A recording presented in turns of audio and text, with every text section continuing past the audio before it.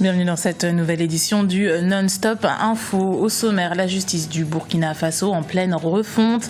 Les États généraux ont débuté ce mardi pour aboutir à un pacte national pour le renouveau de la justice. 2000 experts participent aux travaux. N'en déplaise à ses détracteurs, la Cour de répression de l'enrichissement illicite n'en est qu'à ses débuts. C'est ce qu'a affirmé le ministre de la Justice sénégalaise, Maître Sidiki Kaba, après l'accusation de l'ancien ministre Karim Wade lundi.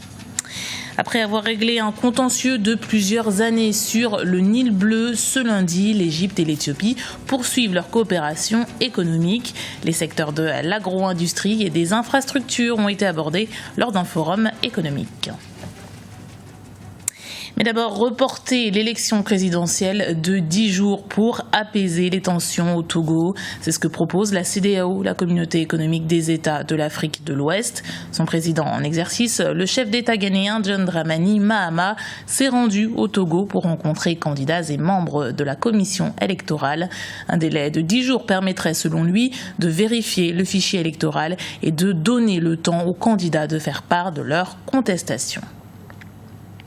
On reste au Togo où le mouvement social s'intensifie au sein de la fonction publique. La grève entamée lundi devrait durer toute la semaine. La synergie des travailleurs du Togo pointe le manque de communication entre les grévistes et le gouvernement. Les explications de Birama Saonera. 5 jours de grève, voilà le mot d'ordre décrété par la synergie des travailleurs du Togo. Les membres de cette formation syndicale exigent un redressement de la grille salariale. À cela s'ajoute le relèvement de la valeur indiciaire. Pour nous, le premier élément, c'est de revaloriser le salaire des travailleurs togolais, puisque notre pouvoir d'achat est en berne. L'autre point est relatif au redressement de la grille sur les augmentations du SMIC, opérées en 2008 et en 2011. Sur les 50 000 travailleurs de la fonction publique, plus de 50% sont issus de l'enseignement. Le mouvement de grève perturbe fortement les cours et conduit à la fermeture temporaire de certaines écoles. La synergie des travailleurs du Togo veut de nouvelles discussions avec le gouvernement. L'objectif étant de réfléchir sur les autres points de sa plateforme revendicative. En 2014, il n'y a pas eu de mouvement de la synergie du fait de l'accord d'étape convenu avec le gouvernement. Nous avions tenu parole. Le gouvernement, malheureusement, n'a pas pu respecter son engagement. D'autant plus qu'il n'a pas ouvert la table de suivi pour qu'on puisse discuter des autres points de l'accord d'étape de 2013. Aujourd'hui, nous sommes obligés vraiment de revendiquer jusqu'au bout nos doléances parce que nous estimons que les travailleurs togolais ont trop souffert. Du côté du gouvernement togolais, une nouvelle augmentation des salaires est déjà prévue dans le cadre des dernières négociations. Environ 7 milliards de francs CFA seront mobilisés à cette fin, une mesure qui devrait prendre effet à partir de juillet 2015. Certains observateurs en parlent comme de l'opération de la dernière chance. Les États généraux de la justice ont démarré mardi 24 mars au Burkina Faso.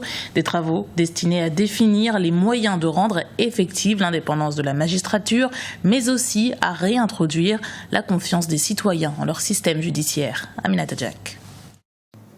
Au Burkina Faso, les États généraux de la justice ont débuté ce mardi 24 mars. Il s'agit d'un processus de réforme du système judiciaire décrié sous le régime de l'ancien président Blaise Compaoré.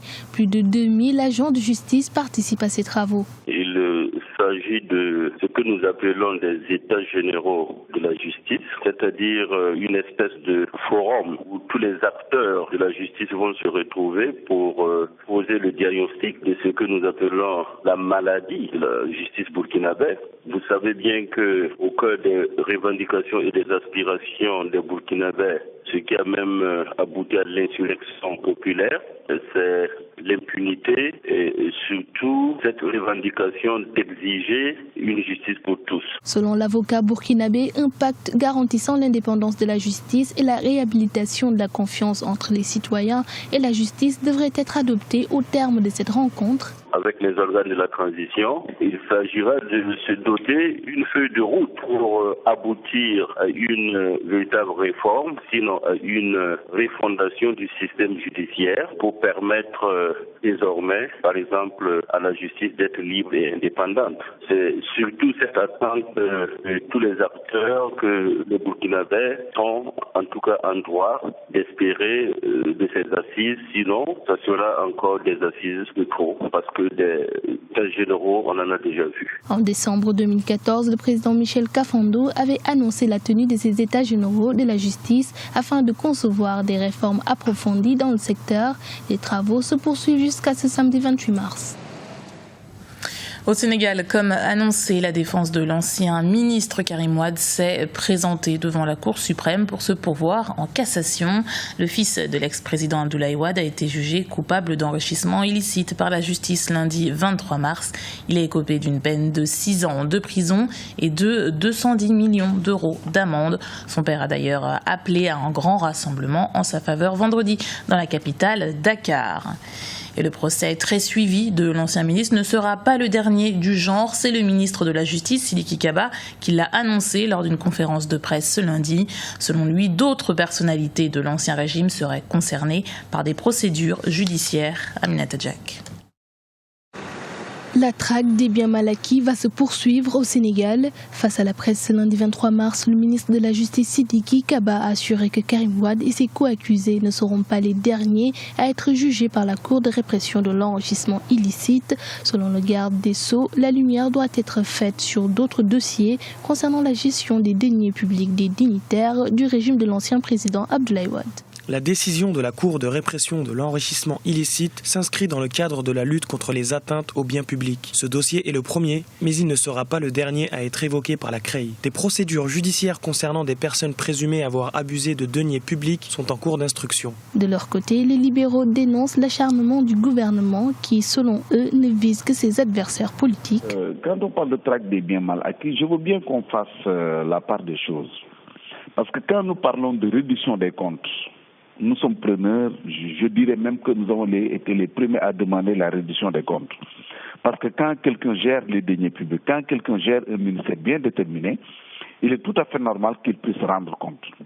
Mais ce à quoi nous sommes aujourd'hui n'a rien à voir avec la réduction des comptes. C'est des personnes qui sont ciblées, je dois dire, parce que ça m'a convaincu aussi, à cause de leur appartenance politique, qui sont ciblées, qui sont poursuivis, qui sont arrêtés et qui sont condamnés. Peut-être que d'autres le seront, je n'en sais absolument rien. Pour le professeur en droit pénal Madi Bouaré, il est normal que les personnes impliquées dans cette affaire soient traduites en justice. Seulement, il faudrait que la Cour de répression de l'enrichissement illicite soit conforme aux principes fondamentaux de la justice pénale. Cette juridiction ne respecte pas le principe du double degré de juridiction, d'une part. Et d'autre part, le fait que, même dans la procédure, concernant les personnes qui sont poursuivies au niveau de l'instruction, le fait qu'il n'y ait pas non plus la possibilité pour la personne poursuivie de contester les actes d'instruction en tant que tel. Et troisièmement, le fait que la décision qui est rendue par la CREI n'est susceptible d'aucune autre voie de recours que le pourvoi en cassation. Donc, ce qui fait qu'il y a des éléments concernant cette juridiction qui font en sorte que ce n'est pas du tout conforme à nos principes directeurs. Pour rappel, ce lundi 23 mars, l'ancien ministre Karim Wade a été condamné par la CREI à 6 ans de prison ferme et au paiement d'une amende de 138 milliards de francs CFA à l'État du Sénégal. Les procédures judiciaires à venir devraient viser plusieurs anciens ministres issus du Parti démocratique sénégalais, notamment Abdoulaye Baldé, Madi Kenya, Omar Sarr, Ousmane Ngom et Samuel Sarr. L'actualité économique, c'est la relation commerciale qui est renforcée entre l'Égypte et l'Éthiopie. Les deux pays voisins ont récemment réglé leurs différends sur le détournement d'un affluent du Nil, un domaine de coopération qui pourrait comprendre désormais l'agriculture et l'industrie. Birama Saonia. Renforcer les liens commerciaux entre l'Égypte et l'Éthiopie, c'est l'objectif de ces forums d'affaires tenus au Caire le 21 mars dernier. Plusieurs thématiques comme l'agro-industrie et les infrastructures ont été au centre des débats entre les responsables égyptiens et éthiopiens. Nous avons mis en place un conseil d'affaires commun qui a pour mandat de promouvoir, de diversifier, de renforcer les relations commerciales et économiques entre les deux pays. Et nous sommes venus d'Éthiopie avec une délégation d'affaires de 40 entreprises. Il y a aussi une délégation gouvernementale conduite par le ministre de l'Industrie. Ce forum s'inscrit dans une démarche de promotion des investissements et de la coopération économique entre l'Égypte et l'Éthiopie. Il a également permis aux deux pays de faire des recommandations pour renforcer les échanges dans une Afrique en pleine mutation. Nous avons d'importants investissements dans la zone industrielle égyptienne qui vont attirer beaucoup d'autres industries, les industries alimentaires, chimiques, de matériaux de construction et bien d'autres. Les participants à ces forums souhaitent la pérennisation d'une telle rencontre entre Égyptiens et Éthiopiens, un espace d'opportunités d'affaires qui pourra se concrétiser à travers des contrats entre les entreprises de deux pays.